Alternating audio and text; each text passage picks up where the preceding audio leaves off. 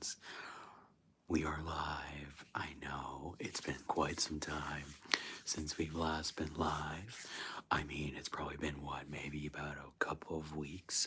The last time we've done a live stream, I believe, may have been just around the time of the lunar eclipse, a total bloodshot moon. Very fascinating to experience that in person. But today, I figured we can gather. Look at my English. Side note, I just made a wonderful video for you all to enjoy, being released on Friday evening, which is perfect because it's just for the weekend, maybe. I might even release that sooner now that I think about it. Anyways, I couldn't talk. I couldn't actually get words to flow. Elijah, it's so nice to see you, my friend. We're up close today. How you doing? How you doing? I just did a wonderful video on my cup and some water drinking, as it was suggested by a wonderful fan of ours. And good to know that you're doing extravagant. It's always so nice to see a familiar face just come by and say hello. It's been a minute. Now, today I wanted to read a book, and if you got nothing to do, Elijah, and whoever else is watching, definitely stick around. We'll be enjoying some readings from something called The Old Faithful. Now, this is a book I've acquired a while ago.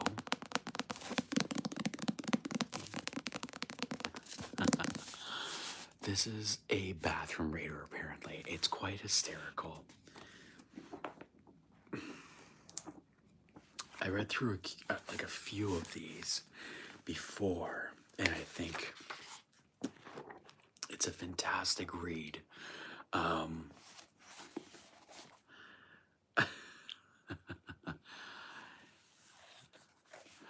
Elijah, that is so wonderful to hear. By the way, before I read this extravagant book, a few pages of it to say, I'm going to have this wonderful Honeycrisp apple, and you're going to tell me how you're doing today. So tell me, how are you doing today?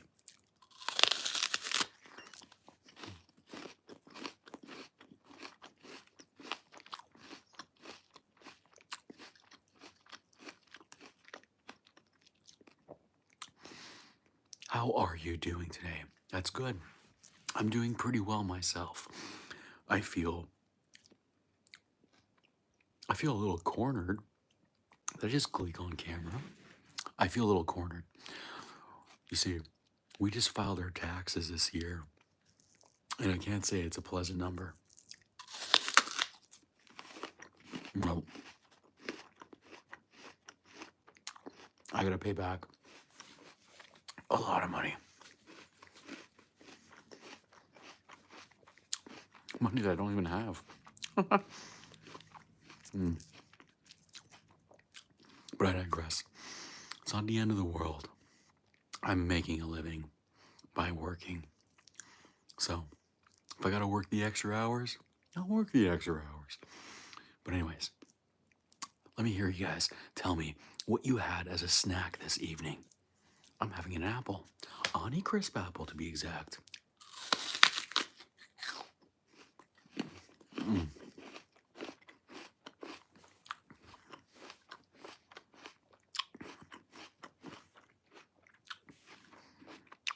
Spill the tea. What kind of cereal and what kind of apple? I got to know.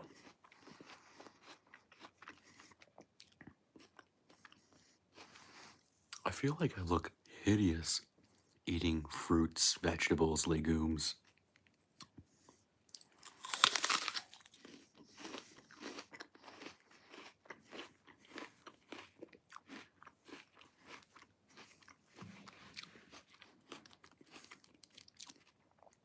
What did you have, folks? There's a ton of us here. How you doing? What's going on with you? Tell me about your day. Frosted Flakes, that's incredible. and a dark red apple. Now, colors don't always tell you exactly what kind of apple it is you had. Did you have a Macintosh? Did you have a Honey Crisp like I am? Did you have a sour apple? Did you have, come on, the Red Delicious? I don't know, what are the kind of apples you can get out there? I'm no apple expert.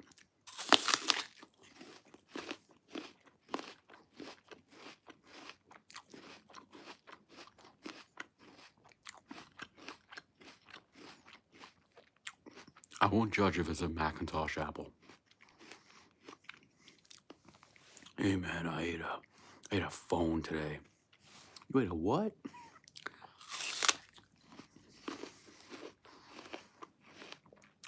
Mm-hmm. No judgment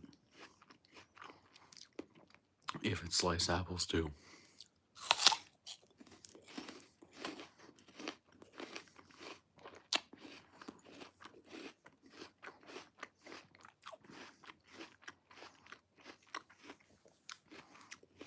Nice. I will add that McDonald's, back when I was a kid, used to have really delicious sliced apples in their Happy Meals. And now, reliving that nostalgic realm of my mind, I bought some with my partner the other day, and it tasted nothing like it used to taste like. In fact, they're now coming from Spain, I believe, and they don't taste anywhere as good as they used to taste. It might be a seasonal thing, but I'm not entirely sure if that's true.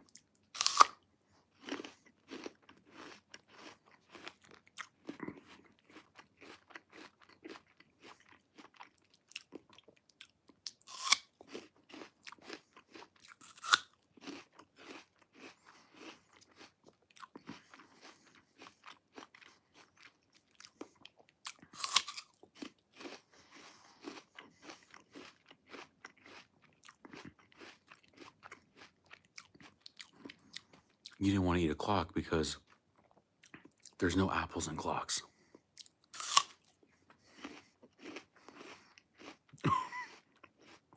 Because, apples don't make clocks.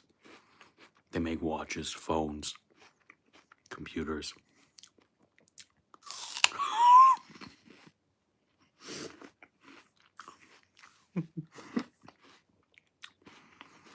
That was a good one.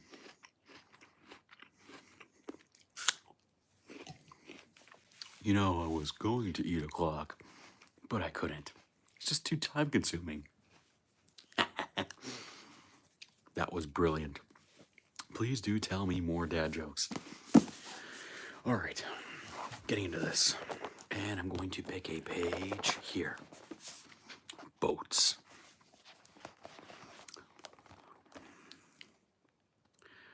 While you're turning on the news or putting on some music, dozens of radio station employees are buzzing around the studio trying to make sure that there's no dead air, aka silence. Boats. Barking terms like these to save time and create the magic of radio. All right, let's see here. Excuse, I got some new people in here. How's it going? Click subscribe if you want some relaxing times with me. Birdie, a small amount of feedback that sounds like a tweeting bird. To tweet, to tweet, to tweet, to tweet. Howlround, lots of feedback. Bleeble, bleeble, a brief bit of music used for transition. Cans, headphones. Donut, a nationally run commercial that has a spot for a local affiliate to add in their own specific ad. It's called a donut because there's a hole in the middle. Ramp, lyrics-free music that the DJ can talk over, either as background or for an ad to introduce to a song. It's ramping up. Hitting the post, when a DJ's banter is timed perfectly so they can talk right up to the post. the point when a song's lyrics begin. Clear channel. Not to be confused with media conglomerate Clear Channel. It's a technical term for a major radio station that's been given FCC clearance to be the only station with that frequency. For example, station 1.019 or station 97.1 in an area of up to 750 miles wide. Antenna farm. That place on the edge of town where all the TV and radio transmission towers sit. A cross mic, speaking sideways into a microphone to cut down on excessive extra popping and hissing sounds. The cough button, a mute button on a microphone, so that the DJ can cough and not have to go over it in air. Drive time. TV's prime time, quote unquote, is in the evenings. In radio, most people are listening in their cars while commuting to work 6 to 10 a.m. and 4 to 7 p.m. Woodshedding. When a DJ marks up a script to place in pauses and inflections, 1/ indicates a pause, 2 indicates a long pause. An underline for emphasis. The little marks look like axe marks. Stop set. A long commercial break, so named because DJ gets to stop working for a little while. Clock. A chart for radio personalities that shows a day's complete schedule, worked down to the minute, including station breaks, ads, and who's working when. Twig. A radio antenna. Let's pick another one. What's this one here?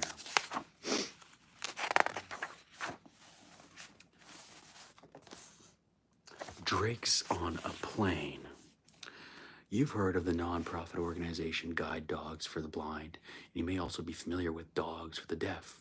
Get ready for emotional support animals. They may be coming to an airplane near you. It's the law.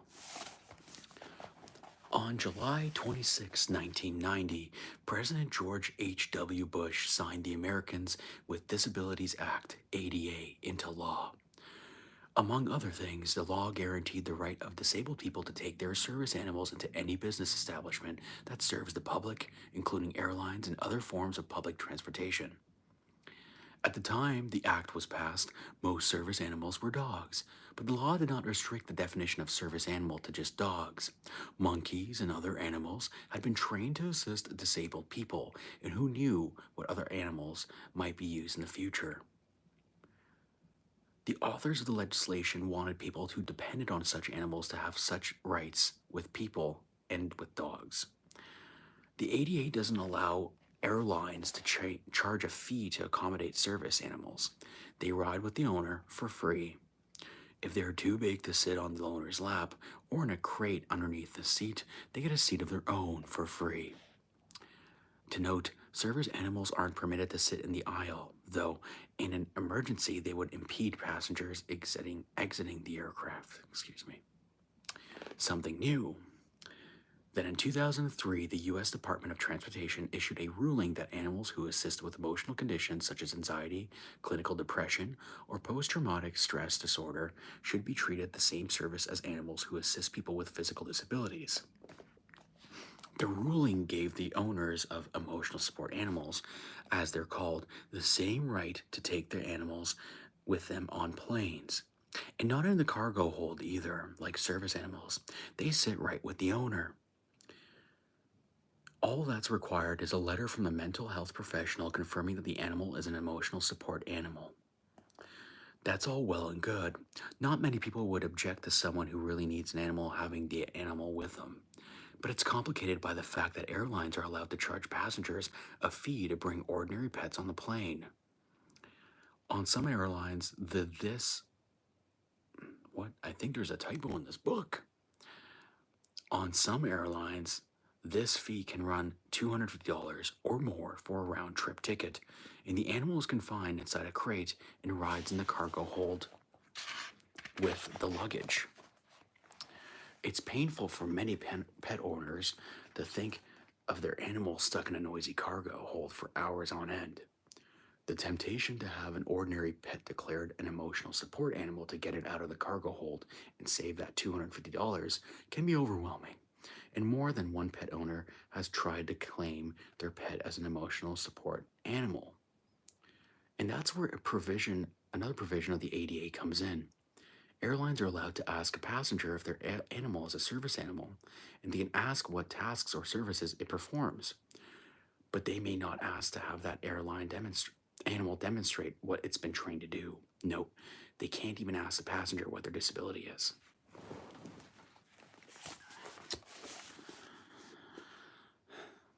The only proof required is a letter from a medical professional. And if you can find a doctor willing to certify for a fee that your pet is an emotional service animal, result, the numbers of people bringing rabbits, goats, turtles, miniature horses, yes, horses, and other animals onto airplanes has soared.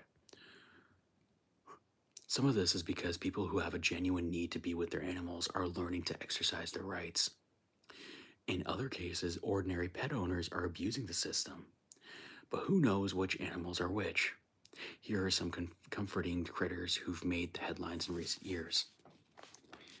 Daniel T.S., an Indian runner duck, emotional support animal, owned by Carla Fitzgerald of Milwaukee, Wisconsin. Fitzgerald, who worked as a horse and carriage driver, had owned Daniel for a year when she was rear-ended in a car in 2013. The accident wrecked her carriage, seriously injured the horse, and put her in the hospital. It took her about 4 months to learn how to walk again, and she still suffers from post-traumatic stress disorder. After the wreck, Daniel stepped up from being Fitzgerald's pet duck to become an emotional support duck, on his own without any training. He would notice something wrong, whether it be my pain or my PTSD. He would come and lay on me and give me lots of hugs and lots of kisses, Fitzgerald told the Ontario, Canada Waterloo Region Record newspaper. If he notices that I'm going to have a panic attack, he would give me a cue to lay down by trying to climb me. Up in the air, Fitzgerald takes Daniel with her whenever she travels. She dresses him in red shoes and a Captain American diaper because, well, he's stinker butt. When Fitzgerald brought him on a flight from Charlotte to Asheville, North Carolina in October 2016, the friendly fowl became an online sensation with another passenger, Mark Essing, taking a picture of Daniel gazing out of the window at some clouds and posted it on Twitter. Most everybody was delighted to have a duck on the plane, and they should be. Very, very, very, very, very interesting.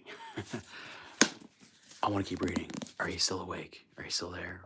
Yellow. I've got the sniffles. I should probably quickly just clean up here with a tissue. On live stream, because we can do that. Hey Elijah, are you still there with us? Hello, hello, Elijah.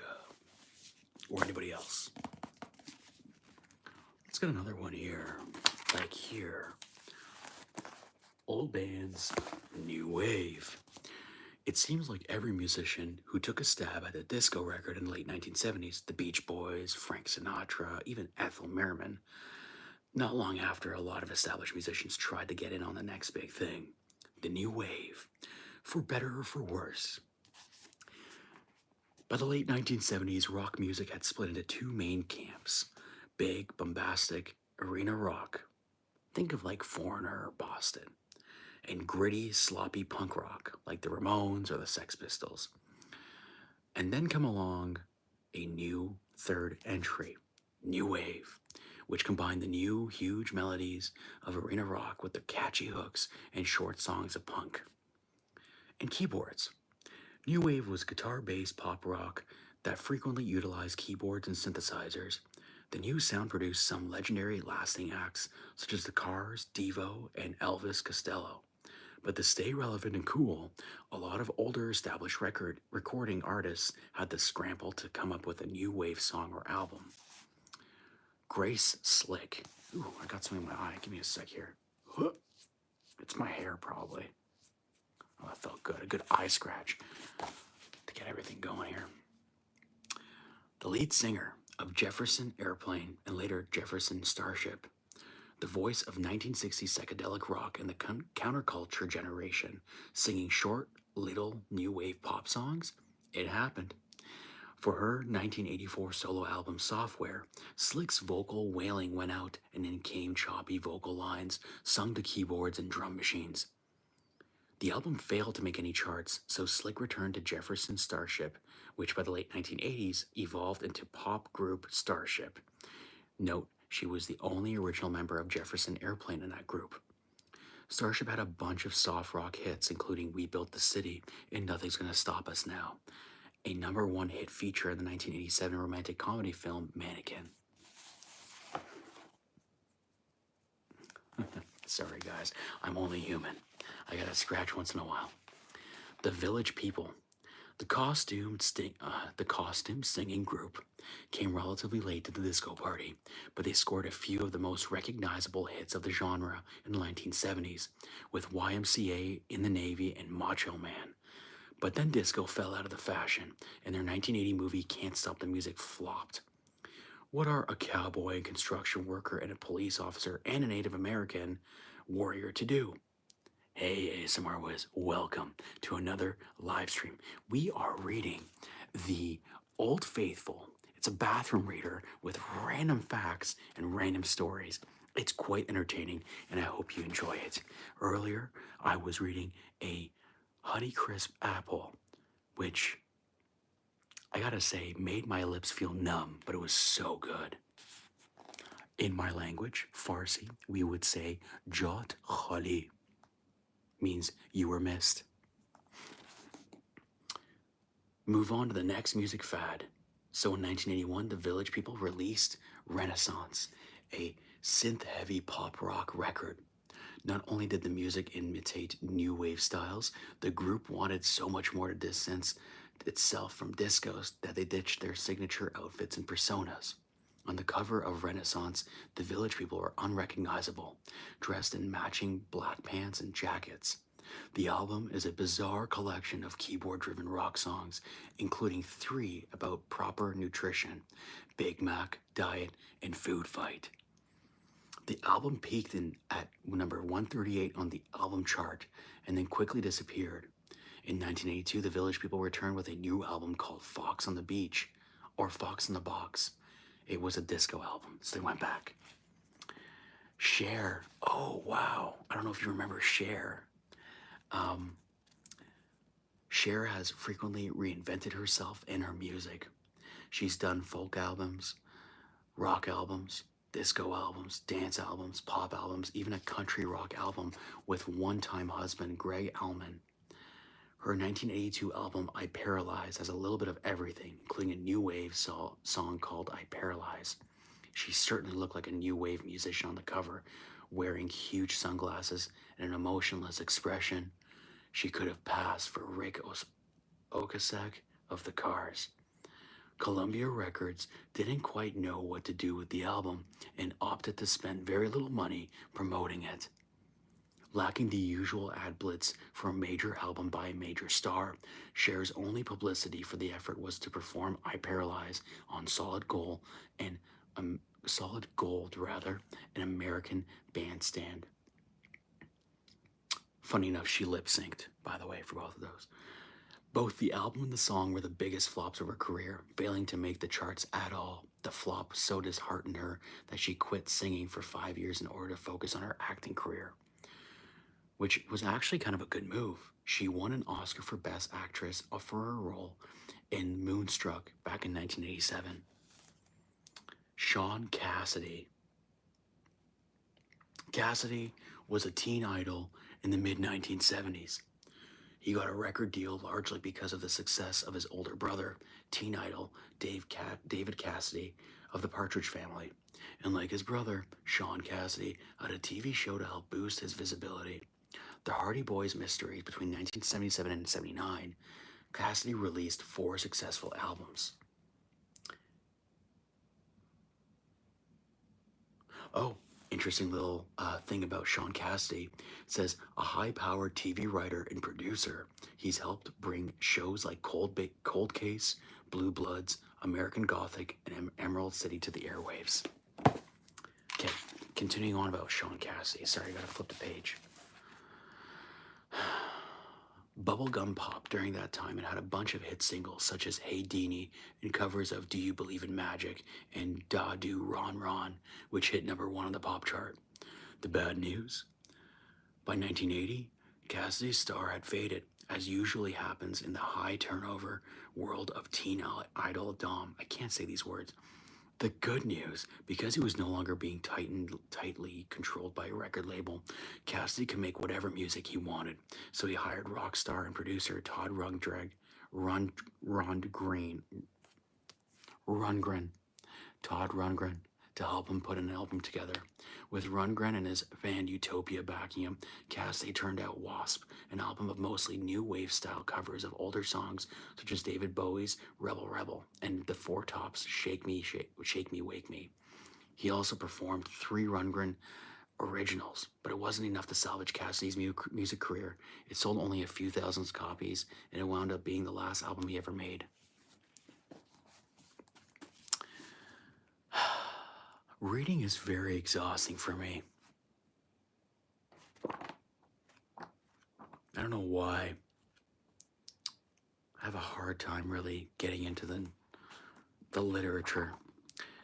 How are you guys doing? Are you guys still doing okay? If you notice my voice changing, it's because the apple really messed with me. It started to get really dry. I don't really have anything to have. Senor Glass.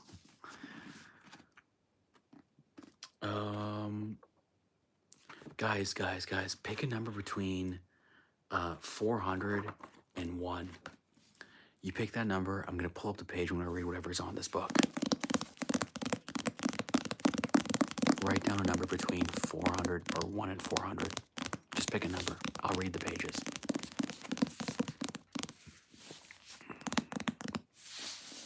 $29? Alright, let's see what's in 29.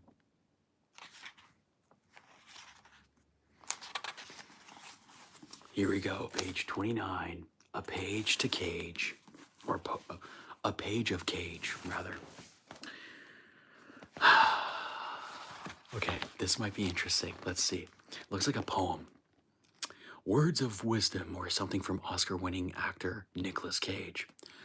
I was always shocked when I went to the doctor's office and they did my x-ray and didn't find that I had 8 more ribs than I should have or that my blood was the color green. I'm not a demon. I'm a lizard. I'm a shark, a heat-seeking panther. I want to be Bob Denver on acid playing the accordion. Every great story seems to begin with a snake. I always add a year to myself, so I'm prepared for my next birthday, so when I'm 39, I'm already 40. Sometimes people think I'm wearing a wig when I'm not wearing a wig, and then sometimes they think I'm not wearing a wig when I am wearing a wig. Yeah, sounds like Nicolas Cage. I would like to find a way to embrace what Led Zeppelin did, but in filmmaking. I was being stalked by a mime, silent but maybe deadly. Somehow this mime would appear on the set and start doing strange things. I had no idea how it got past security. Finally, the producers took some action. I hadn't seen that mime since, but it was definitely unsettling.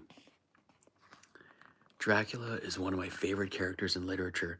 Much of the lifestyle that I have is modeled after him. I don't drink blood though, but otherwise I admire the sensibility.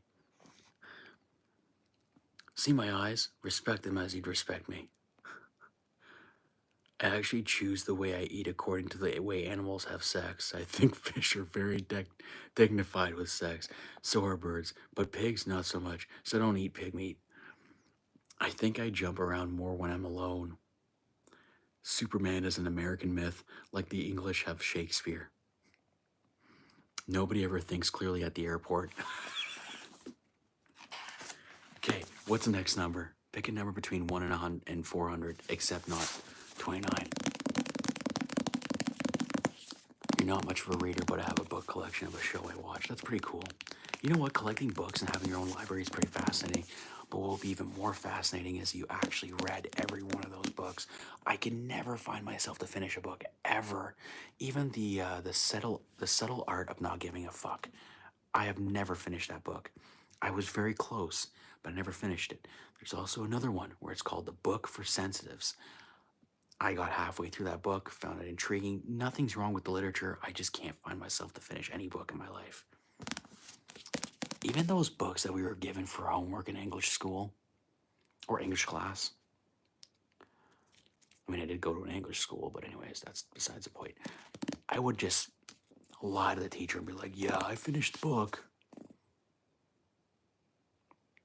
The Giver. I feel like I've heard of that book before. I'll need to know who that is written by. Folks, a number between 1 and 400. Just give me a random number. I'm going to pick a page out of this book. I'll read what's on it. We just did 29. We got a lot of other pages to go through. Oh my goodness. Give me a 300. Okay, we got 300 right over here. By the way, ASMR Wiz, loving the new videos.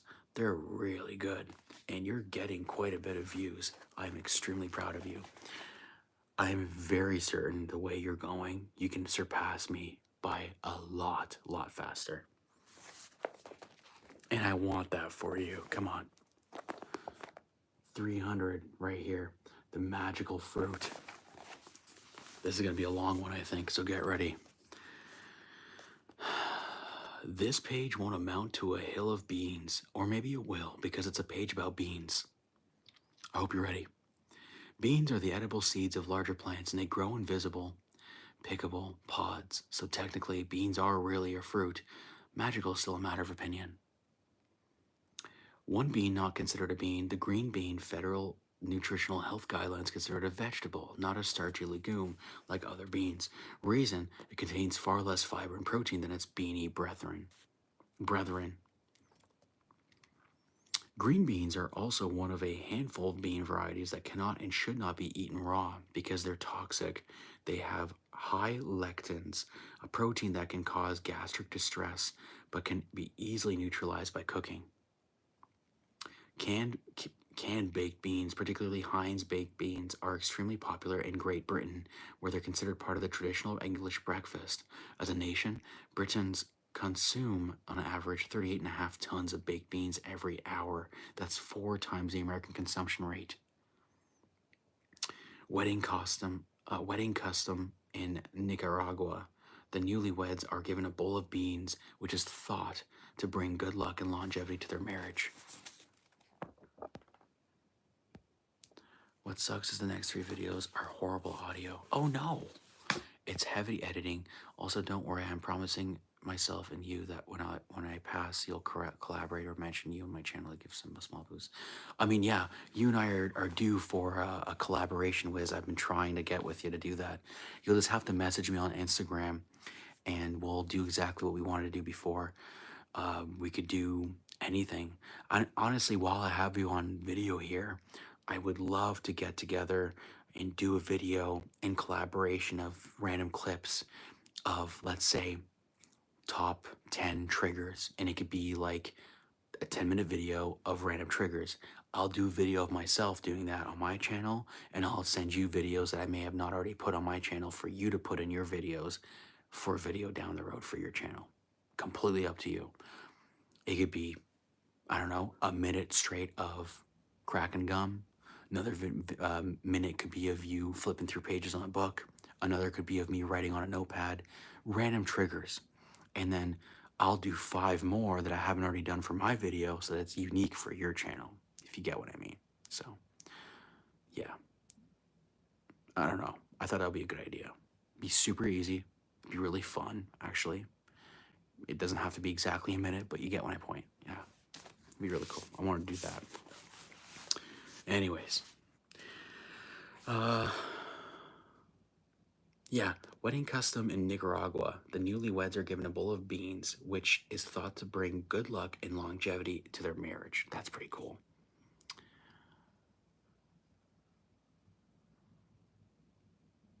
Okay, awesome. That sounds awesome. I like that. Beans, or rather legumes, are one of the few cultivated plants that actively enrich the soil in which they grow. Legume roots are equipped with nodules that, as the beans grow, add nitrogen to the dirt. Top 5 most grown bean varieties in the United States: pinto beans, navy beans, black beans, kidney beans, and great northern beans. The influential 6th century Greek philosopher Pythagoras taught his followers that the souls of dead humans travel to the underworld, Hades, through the hollow stems of bean plants, and that those souls lived in the beans. Result, he thought it was wrong to eat beans or even walk through bean fields. Interesting.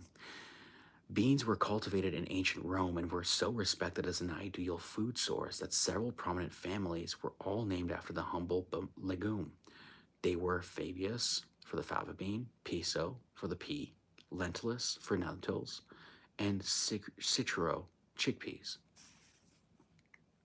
The United States' most prolific bean producer, North Dakota, with 475,000 acres dedicated for just growing beans. That's 1% of North Dakota's entire area. That's insane.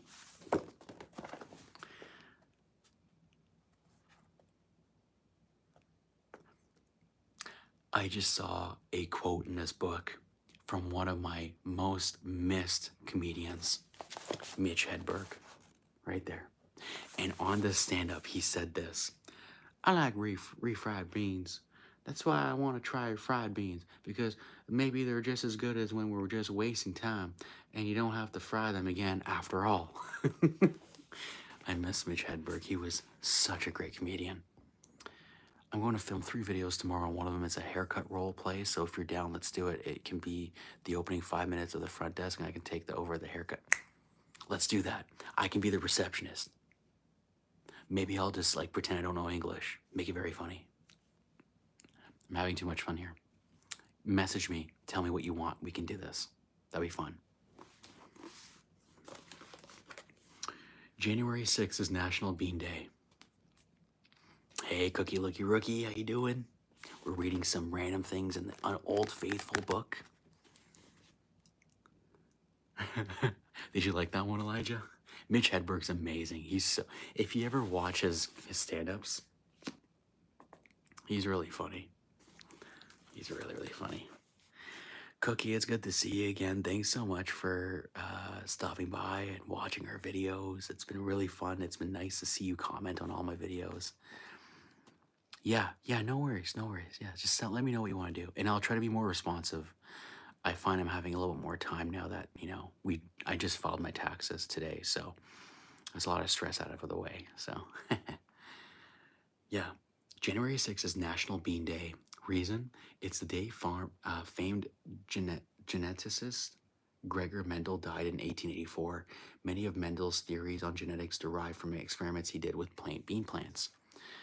Oh yeah, college and work. I get that. Where did you say you go study? And what are you doing for work? Curious to know. Beans are the most concentrated non-animal source of protein in the world. As much as 11% of a cooked bean is protein. They're also the cheapest protein source. Ground beef and chicken cost on average around $1 per 4-ounce serving. Cost of a 4-ounce serving of pinto beans around 10 cents. Also, this book is very old. I'm sure inflation has definitely changed that fact. It's probably even more now.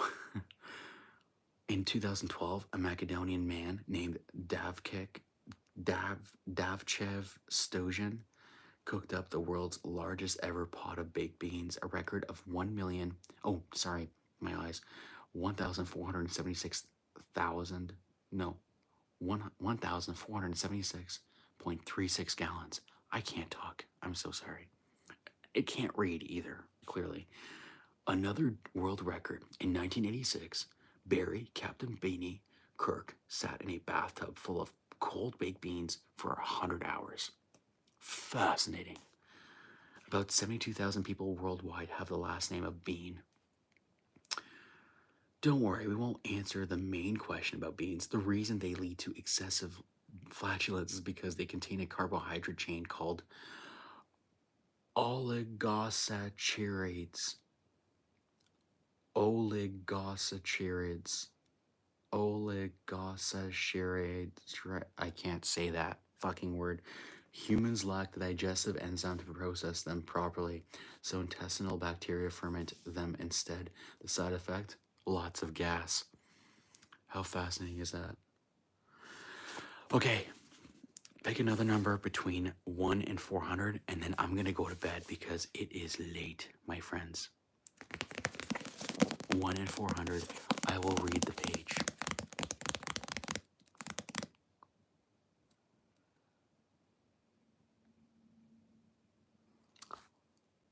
That's awesome. Cookie, I feel like I've asked that before and like I never like I have horrible memory, but I really, really appreciate you sharing that. That's so cool. You work at a GameStop? That's fun. Can you get me games, please? And I fix computers software related. That's so cool. What's up, Goofy Gang? How you doing? Oh my gosh, your birthday's in May. I love May. I was born when it started getting cold, aka October. I feel bad for people like myself who have to celebrate the birthdays in the cold winter months. So depressing. What are we gonna do? Sit around here and stay warm. I'm doing good, Goofy. I'm doing good. We're reading The Old Faithful. I've been doing this for about half an hour, unfortunately, so I'm maybe going to bed soon, but I'll read one more just for you guys because you guys just showed up. Tell me about your days, though. I want to know how you're all doing. And let me know. You pick a number between 1 and 400, and I'll pull a number in the book and read that page just for your guys' enjoyment. So let me know. Pick a number between 1 and 400. My skin looks awful. I got bags under my eyes. I gotta sleep. 362. That's very specific. Let's do that. Okay. So 362 is in the middle of 2 chapters. So we can read this one if you want, which is 363. Or if you want me to go back a page, I could. Or you know what? Quickly, let me take a look here to see what this is. Oh, yeah, we could do 362. No problem. Give me a sec. Okay, these are random stories. Beeps and peeps. What does the bomb squad do when there are no bombs around that need defusing? In Albuquerque, New Mexico, they play a positive role in their community. During Easter weekend of 2017, explosives experts from the military and local police departments got together, and carefully placed tiny sound emitters onto dozens of Easter eggs so they would emanate a faint beep every few seconds. Then the explosive experts hid the eggs at a special Easter event held at USS Bullhead Memorial Park. That morning, a group of very excited visually impaired children got to participate in their first Easter egg hunt. Next one, a long stage trip. In the early 1990s, a young man by the name of John left home in New York to follow the Grateful Dead and ended up working on a marijuana farm in North Carolina. When the farm got raided by police in 1994, John escaped, but he knew that there would be a warrant out for his arrest, so he went into hiding for about 22 years. In 2016, John, now a middle-aged homeless man, showed up at the New Haven, Connecticut Police Department to turn himself in. Lieutenant Brendan Hosey ran John's name through the system and discovered that while there may have been a warrant for him at one time, the number to call in North Carolina was disconnected, and no one in the state's law enforcement could find any record of it, so John was told he was a free man. He left the station, seeming a bit dejected that no one was looking for him. So he went into the nearest FBI office to turn himself in there, only to be told that the feds weren't looking for him either. The story might have ended there if it weren't for a worker at the Kent Police Department in Putnam, New York, who happened to see John's name pop up in the warrant search. The worker knew John's family and who lived nearby and knew they'd always wondered what happened to him. They assumed that he died. After a few phone calls and an exhaustive search to locate John, an extraordinary reunion took place on the front steps of the New Haven's police department. John tentatively approached his family, who rushed there from New York. He looked at his sister and said, "You look like my mother." Then he said to his mother, "You look like my grandmother." A moment later, tearful embraces ensued, and the grateful family took their long lost son home. I can't talk. I can't talk. I almost made that sound like long lust. Like, hey, how you doing? You know? Okay. I love the cold because, in my opinion, I like the clothing vibe along long sleeve shirt, hoodies, and coats. Yeah, I just wear socks with holes in them and jeans with a lot of holes in them and shirts where they're already ripped. Hats that don't even keep my head warm. Yes, ASMR West, I just saw your message, so that's wonderful. We will do that pronto. All right, my wonderful friends and subscribers and family, I am going to go to sleep because ya boy is tired. I had a very long week. Today was very stressful. We had to file our taxes. That was really tough. But I just wanted to come by, say hi. I miss you guys. We just read a bit of this wonderful book called The Old Faithful Bathroom Reader. Just a bunch of random fun reads while you're taking a poop. And yeah, I mean, I had a lot of fun doing it. It was nice to connect with a few of you. Appreciate you stopping by. And I hope we can do this again soon. We are getting some weather all across, so I've noticed parts of central U.S., northern and northeastern U.S. dealing with some extravagant storms, anything from like crazy winds, bizarre tornado activity, and some crazy ice and snowstorms. And for my folks in the northern part, Canada, I noticed there's a lot of people getting random ice storms as well and stuff on and on throughout the week. So, wherever you are in North America, I hope you're staying safe. And wherever you are in the world, I hope that you are finding yourself new opportunities to smile, to stay humble, to stay afloat, to keep yourself moving on, even if it's a tough time, and to stay unique, inspiring, courageous, and wonderful. Doesn't matter where you are in the world, I appreciate you so much. Thank you for stopping by, and I hope to see you again soon. Just letting you know, I am going to be uploading a video, I think tomorrow night. It's going to be a little bit different, but I had a lot of fun recording it this evening. So you'll see that tomorrow. If you can, just put down in your calendars and, you know, keep an eye out for the video. I mean, I appreciate you guys stopping by regardless, but if you like it, let me know. Click subscribe if you haven't already. Leave a comment on any videos. I love seeing your guys' comments. See you guys. Thank you so much. Look forward to sharing the video with you tomorrow. So, bye guys. Sorry I'm so tired. I can't even think of what I wanted to say, but you guys are awesome. Take care. Okay? Bye.